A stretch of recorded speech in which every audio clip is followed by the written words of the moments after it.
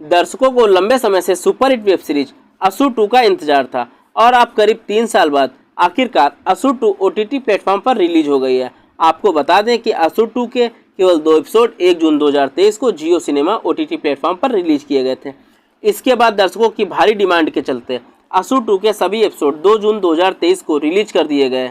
आपको बता दें दर्शकों में असुर 2 वेब सीरीज के किरदारों का अलग ही क्रेज है। धनंजय राजपूत हो या फिर निखिल रॉय, रसूल या फिर शुभ जोशी, हर किरदार फैंस के दिलों में अपनी जगह बनाने में कामयाब रहा है। असुर 2 में वही कास्ट है जो पहले सीजन यानी कि असुर में थे, लेकिन इस बार असुर 2 में कली यानी शुभ जोशी कलयुग को चरम सीमा पर ले गया है, जिसने दूसरे सीजन को और भी अधिक खतरनाक बना दिया है। और बात करें निर्देशक की तो इन्होंने हर एक पहलू पर अलग ही जान डाल दी है। इस वेब सीरीज के रिलीज होने के बाद ही इन दिनों सोशल मीडिया पर इसकी जोरों से चर्चा है।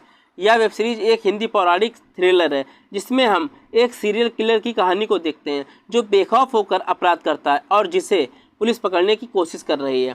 पहले सीजन में अच्छाई और बुराई के बीच जो युद्ध हुआ था, अब वह दूसरे सीजन असुर 2 में चरम पर है। शुभ जोशी एक सीरियल किलर है, लेकिन वह हर हत्या को इस तरह अंजाम देता है कि पीछे एक सुराग नहीं छोड़ता। वह भारतीय पौराणिक कथाओं में बहुत विश्वास करता है। वह कहता है महायुद्ध निकट है, कलयुग को उसकी चरम सीमा तक पहुंचाने का समय निकट आ गया है। असुर अब फैसला कर लेता है कि वह पूरी दुनिया पर राज करेगा और कलयुग को बहुत ही अधिक फैलाएगा। पहला सीजन समाप्त हुआ तो दर्शकों के मन में यह जानने की उत्सुकता बढ़ गई कि आखिर असली असुर कौन है, सीरियल किलर कौन है, उसका क्या होगा। दूसरे सीजन में इन सवालों के जवाब मिलते ही इस केस में काम करते हुए धनंजय राजपूत और निखिल नायर काफ़ी कुछ सहन करते हैं। हर किरदार अपनी परेशानियों में घिरा है। आखिर असली सीरियल किलर कौन है, केशव भारद्वाज या शुभ जोशी या फिर और कोई। इस पर काम करते हुए जहां धनंजय राजपूत डीजे फंस जाते हैं और नौकरी खो देते हैं, वहीं निखिल रॉय की बेटी की मौत हो जाती है। बेटी की मौत के बाद पत्नी नैना निखिल को तलाक देने का फैसला कर लेती है। निखिल बुरी तरह टूट जाता है और हर किसी से दूरी बना लेता है। दरअसल निखिल की बेटी का कोई मर्डर कर देता है। नैना बेटी के कातलों को सजा दिलाने के लिए धनंजय के पास जाती है। धनंजय सस्पेंड होने के बाद धर्मशाला के एक आश्रम में पहुंच जाता है। वहां उसे बहुत शांति मिलती है, लेकिन इस केस पर धनंजय और निखिल को एकजुट होना पड़ता है। दूसरी ओर कोर्ट केशव भारद्वाज के खिलाफ असुर न होने का कोई सबूत न मिलने के कारण जमानत पर रिहा कर देती है। असुर 2 सीजन की शुरुआत में उस दृश्य से होती है जहां असुर सीजन 1 सीरियल किलर शुभ जोशी का खुलासा करते हुए समाप्त हुआ था। सीरियल किलर शुभ जोशी बड़ा होकर और भी अधिक शातिर और खतरनाक हो जाता है। शुभ का मानना है कलयुग को पाप करके निर्दोष लोगों की हत्या करके कलयुग का अंत करना होगा। शुभ जोशी इस तरह लोगों को मारता है कि पुलिस उसका पता तक नहीं लगा पाती।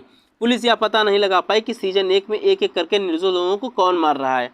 हम इस वेब सीरीज में देखते हैं कि जोशी अनोखे ढंग से लोगों को मारता है और फिर लोगों के चेहरे पर अपना असुर वाला जो मुखौटा है वो लगाकर चला जाता है, लेकिन फिर भी पुलिस को कोई सुराग नहीं मिलता।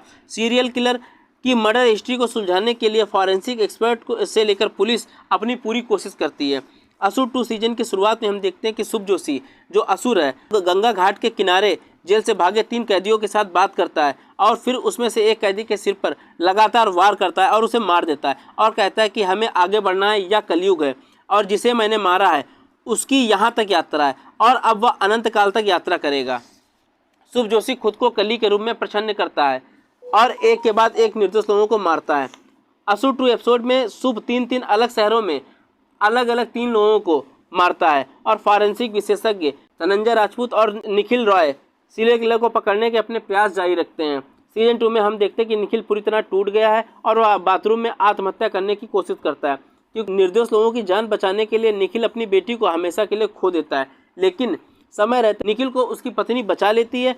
असुर 2 वेब सीरीज के बारे में अगर बात करें तो यह वेब सीरीज लोगों को बांधे रखती है और प्रत्येक एपिसोड अंत में एक क्लिफ हैंगर छोड़ देता है, जिससे लोग असुर 2 का अगला एपिसोड देखने के लिए मजबूर हो जाते हैं। इस वेब सीरीज में आपको ऐसे ट्विस्ट टर्न मिलेंगे जो आपको इस वेब सीरीज से जोड़े रखते हैं। इससे आगे की कहानी आपको जियो सिनेमा OTT प्लेटफॉर्म पर खुद देखनी चाहिए, क्योंकि अगर मैं आपको पूरी कहानी बता देता हूं तो आपको जो इस वेब सीरीज का मज़ा है वो आपका बेकार हो जाएगा। तो दोस्तों आप जियो सिनेमा OTT पे जाइए, वहां से आप इसको ऑनलाइन वॉच करिए।